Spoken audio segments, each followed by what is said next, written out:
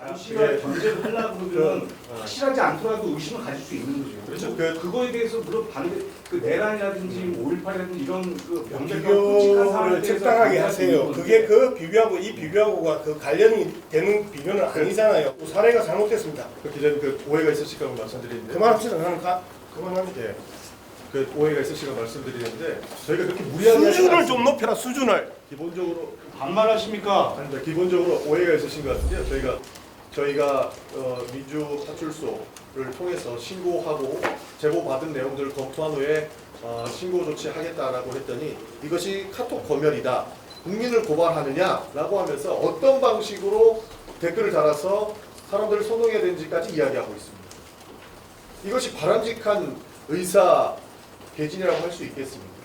이런 부분들은 충분히 문제가 있다고 보고 있고 앞으로 대한민국의 민주주의에서도 절대 도움이 되지 않는 행동들을 지금 윤석열 대통령을 지키겠다고 하는 그런 유튜버들이 하고 있기 때문에 이런 내용들 하나하나 저희는 지적을 해놓을 것이고 앞으로도 이런 일들이 반복하지 않게끔 강력하게 대응을 해야 된다고 보고 있습니다. 민주파출소 성격이 두 가지가 있습니다.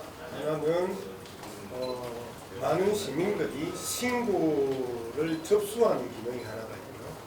또 하나는 한동훈 댓글팀이나 김건희 댓글팀처럼 조직적으로 가짜뉴스를 살포하는 행위를 저희들이 직접 찾아내는 기능이 있습니다.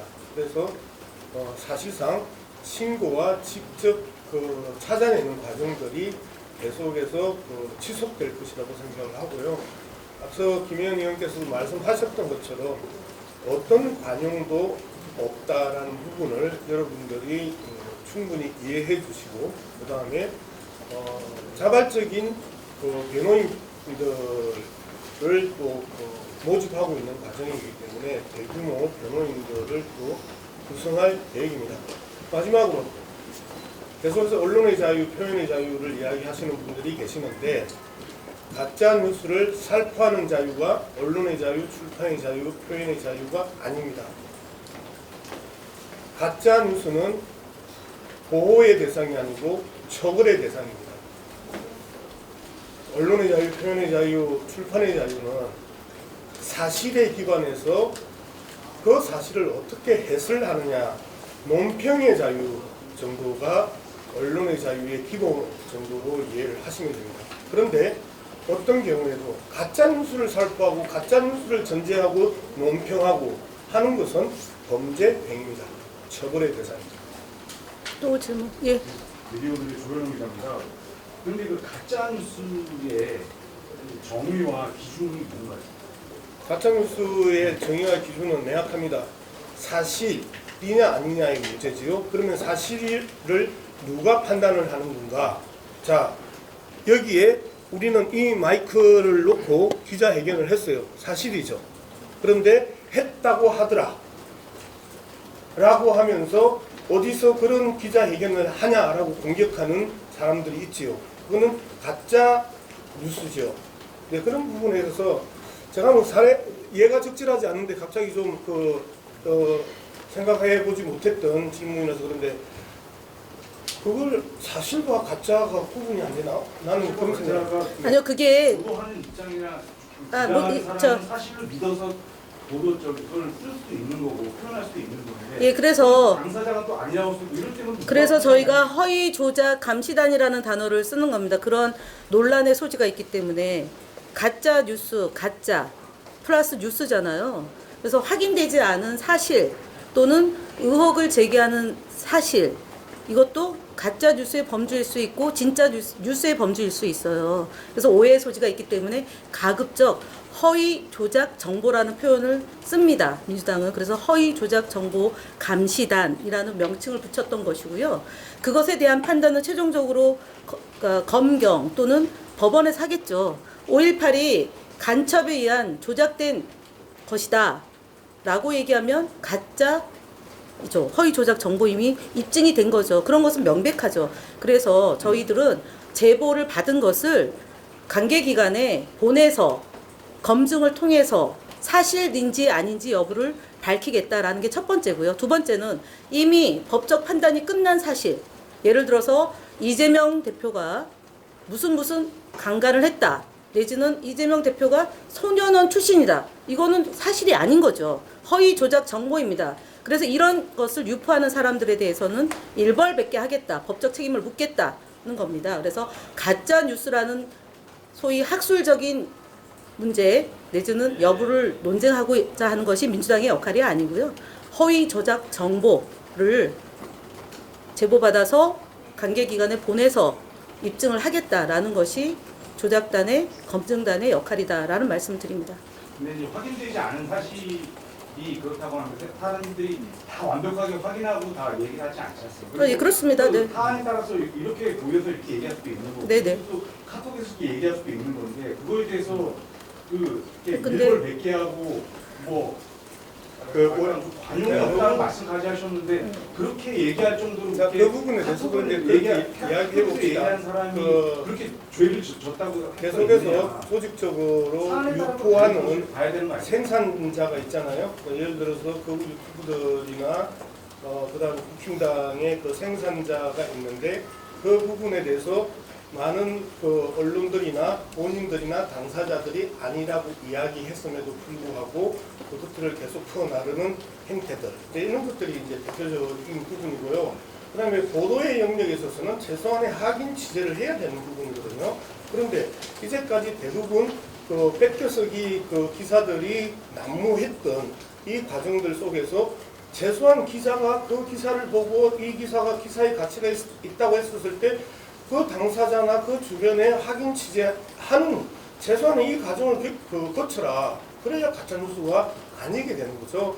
그런 측면에서 뉴스의 영역에 있어서는 이러한 확인 취재의 유무가 상당히 중요할 것이고, 그 다음에 거의 조작 정보 문제는 예를 들어서 뭐 앞서 그 김현 의원이 예를 잘 들었는데 이재명 대표와 관련해서 뭐그 동네에서 개 모으다가 그 개똥 맞고 토꼈다는 등 뭐 이런 그 악의적인 이야기들이 계속해서 아니라고 분명히 그 밝혔음에도 불구하고 그것들을 끊임없이 흩뜨리는 행태들 이런 것들은 거의 조작 그 정보죠. 가짜 뉴스와 거의 조작 정보의 영역이 조금 다르다는 부분을 좀 명확하게 하고요. 그다음에 이런 게 가장 또 심각한 것은 조직적으로 살포되고 있는 과정들을 이제 저희들이 명확하게 이제 잡아내는 과정들이 또 중요한 민주파출소의 기능이다 이렇게 설명을 아니, 윤석열 대통령이 그런 내란을 벌일지 꿈에도 생각을 못했던 거 아닙니까? 그런데도 의혹을 제기할 수 있는 거고. 지금 그런 차원이 아니잖아요. 대통령에 대해서 감시를 네. 견제를 하려고 그러면 확실하지 않더라도 의심을 가질 수 있는 거죠. 그렇죠. 그거에 대해서 물론 반대 내란이라든지 5.18이라든지 이런 그 명백한 끔찍한 사안에 비교를 대해서 적당하게 반대할 수 하세요. 있는 그게 건데 그 비교하고 이 비교하고가 그 관련이 되는 비교는 아니잖아요. 그리고 중간중간에 나무위키와 관련해서도 구체적인 증거가 와 혐의가 드러났음에도 불구하고 기자들이 안 썼던 거잖아요. 그리고 일방적으로 무시했던 거잖아요. 그런 거를 갖다가 지금 이 거의 정보와 그다음에 가짜 뉴스하고 비교하면 안 되죠. 사례가 잘못됐습니다. 그 기자님 그 오해가 있으실까 말씀드리는데 그만합시다. 나는 그만합니다. 예. 그 오해가 있으실까 말씀드리는데 저희가 그렇게 무리하게 하지 수준을 않습니다. 좀 높여라. 수준을. 기본적으로 반말하십니까? 아닙니다. 기본적으로 오해가 있으신 것 같은데요. 저희가 그냥 편하게 말씀드리겠습니다. 기본적으로 반말 저희 되는 겁니까? 그건 이렇게 마음에 안 들면 아니 그냥 진행하시죠. 반말 되는 아니 거니까. 진행하시죠. 그거는 이제 나간 분하고 묻고 기자회견 진행하세요. 네, 여기서 일단 마무리를 하고 그 이후에 풀도록 하겠습니다. 일단 오해가 있으신데 민주당이 그렇게 무리한 그런 행위들은 하지 않습니다. 여러분들 다 아실 거라고 생각을 합니다. 그리고 그 허위 조작 정보, 가짜 뉴스라고 하는 것들은 기본적으로 한 세 가지 단계로 볼 수 있을 것 같은데요. 방금 말씀하신 것처럼 이미 법원의 판결에 의해서 가짜라고 판명났음에도 지속적이고 조직적이고 반복적으로 유포를 하는 경우가 있습니다. 그게 카카오톡도 있고 뭐 밴드나 SNS 통해서도 지속적으로 반복이 됐고 지난 대선에서 이미 허위라고 판명까지 받았는데 최근까지 유포되는 경우를 봤을 때 이런 경우는 정말로 그분이 몰랐다고 할 수 있을까에 대한 부분들을 수사 의뢰할 수 있는 것이고 신고할 수 있는 겁니다. 그래서 명백한 가짜 뉴스에 대해서는 저희가 단호하게 이런 신고를 하겠다라는 점 하나가 있고요. 두 번째는 조영 기자님 말씀하신 것처럼 충분히 다툴 여지가 있는 것들은 그렇게 무리하게 진행하지는 않습니다. 다툴 여지가 있고 충분히 검증에 필요한 내용에 대해서도 그렇게 법적 처벌을 하겠느냐라고 한다면 그렇지 않다는 말씀을 드린 것이죠. 아니 그러나 그리고 잠깐만 됐어요. 네. 우리가 무슨 처벌권이 있는 게 아니잖아요, 민주당이. 제가 말씀드리고 했다고 말씀하시지 않습니까? 잠깐만요. 제가 가짜 뉴스는 처벌 대상이라고 말씀하신 거 아닙니까? 그러니까 허위 조작 정보라고 했죠. 가짜 뉴스를 또 만들지 마시고요. 제가 어떻게 발표를 했냐면 가짜 뉴스에 대해서 자, 더불어민주당은 허위 조작 정보를 들어보세요. 허위 조작 정보를 생성하거나 유포하거나 그리고 이를 방조하거나 확대 재생산하는 세력에 대해서는 어떠한 관용도 없을 것입니다. 책임 있는 정치를 통해 국민의 신뢰를 얻고 올바른 여론 형성을 위해 최선을 다할 것을 약속드립니다. 이렇게 돼 있어요. 허위 조작 정보를 생성, 그 허위 조작 정보라 함은 아까 말씀드렸잖아요. 여기서 얘기했던 이재명이 준공에 보낸 SOS 이 기사와 관련해서 재생산하지 말라 생성에 대해서 이미 고발을 했고요. 그래서 유포, 방조하거나 생산, 재생산하지 마라. 그래서 일벌백계 하겠다라는 특정해서 얘기한 겁니다. 이재명 대표가 준공에 SOS를 보냈다라는 메시지에 대해서 사실이 아니다라고 한 거죠. 어디 무슨 한강을 놓고 우리가 가짜 뉴스가 있으니까 그걸 다 처벌하겠다 이렇게 얘기한 게 아니에요. 그래서 이제 다툴 여지가 있는 것들은 명백하게 저희가 아니라고 지속적으로 얘기했는데 악의적으로 지속적으로 보도하거나 이것을 퍼나르는 경우가 있습니다. 그러한 경우에는 기존과 같이 언론 중재도 가는 것이고 방심위도 가는 것이고 충분히 신고하는 방향성도 갈 수 있는 것이죠. 그리고 마지막 세 번째는 제보가 들어왔음에도 불구하고 이것은 이렇게 신고하거나 할 조치가 아니다라고 하는 것들은 저희가 신고조차 검토하지 않습니다. 이 세 가지를 명확하게 해주시고 저희가 강력하게 말씀드렸던 부분은 첫 번째 말씀드렸던 명백하게 허위와 가짜로 판명이 났음에도 불구하고 악의적이고 조직적으로 반복적으로 유포하는 행위 이런 것들은 저희가 강력하게 대응을 하겠다는 말씀을 드리는 겁니다. 불려주 봐주시면 좋을 것 같습니다. 근데 그렇게 하더라도 표현의 자유나 언론의 자유가 사실 그렇게 아예 대놓고 찍어서 이렇게 이러이러한 부분은 사실과 다르니까 처벌한다고 얘기를 하면은 그게 이제 유축되는 거 아니냐는 유축이 돼야죠. 가짜 뉴스나 허위 조작 정보가 만연해서 그게 언론의 자유하고 언론의 자유와 표현의 자유를 보장하기 위해서 이러한 조치를 하고 있다는 말씀을 드립니다. 언론의 자유와 표현의 자유를 훼손하는 것은 계엄령이었던 거고요. 내란이 필요하다. 계엄령이 성공했어야 된다. 이런 말이 돌고 있고 허위 조작 정보에 대해서 대처하겠다라는 것이 어찌하여 언론의 자유와 표현의 자유를 훼손한다고 얘기하는 겁니까? 저희가 모든 언론의 자유와 계속 그런 말 한 사람을 처벌할 겁니까? 전부 다 그러니까 계속 전부 다 처벌하실 건가요? 혼자 지금 독점하고 계시는데요. 제가 가급적 다 대응하려고 말씀을 드리는 건데 질문의 내용이 도를 넘어서고 있다라는 생각은 혹시 안 하십니까? 지금 우리가 언론의 자유와 표현의 자유를 훼손하는 것을 막기 위해서 방송 장악 저지를 하기 위해서 노력을 기울이고 있고 이것이 내란 상황이 발생하고 난 다음에 보다 증폭되고 있고 확대되고 있고 재생산되고 있는 것을 막고자 하는 노력을 민주파출소가 하고 있는 거고 그때는 아무런 얘기가 없다가 발견돼서 고발하고 조치를 하는데 왜 그것이 언론의 자유와 표현의 자유를 훼손하는 겁니까? 앞뒤가 맞지 않습니다. 여기서 이만 마칠까 합니다. 또 필요하다면 1대1로 얘기하시는 게 맞습니다. 왜냐하면 너무 많은 기자분들이 지금 조현호 기자의 질문에 시간을 같이 할애하고 있기 때문에 더 다른 내용이 있다면 질문 받겠습니다. 혹시 없으면 여기서 마치고요. 그럼 인터뷰 하시죠. 필요하다면. 네, 인터뷰 응하겠습니다. 개인 인터뷰 하시죠. 그리고 또 있습니까? 또 다른 질문 있으세요? 아니요, 인터뷰 하시죠. 1대1로. 제가 제안했습니다. 더 다른 질문이 국민의힘이 가짜뉴스 신고센터 만들고 그럴 때 비판하고 그러지 않습니까? 저희의 예산을 드렸을 때 문체부에서 그거에 대해서 적극적으로 비판한 게 민주당이었는데 지금 그거와 다를 게 없다고 얘기를 하면 그거보다 나을 게 없는데 그것도요. 왜 비판했고 그것도 시합을 앞뒤가 안 맞는 거 아니냐는 거죠. 질문이 또 다른 질문이에요. 그래서 그 질문은 지금 이거랑 근데 결국은 그게 다 다릅니다. 똑같이 동일시하지 마시고요. 예, 기관에서 하는 거하고 그다음에 국민의힘에서 얘기한 거는 사실은 방통위로 갔다가 방심위로 가서 바이든 날리면 그다음에 그 김만배 신학님 인터뷰 조작됐다는 걸로 가서 33개 방송사들에 대해서 조치를 했고 그것이 다 가처분 신청해서 무죄가 났고 본안에서도 무죄가 나고 있다는 점을 말씀드립니다.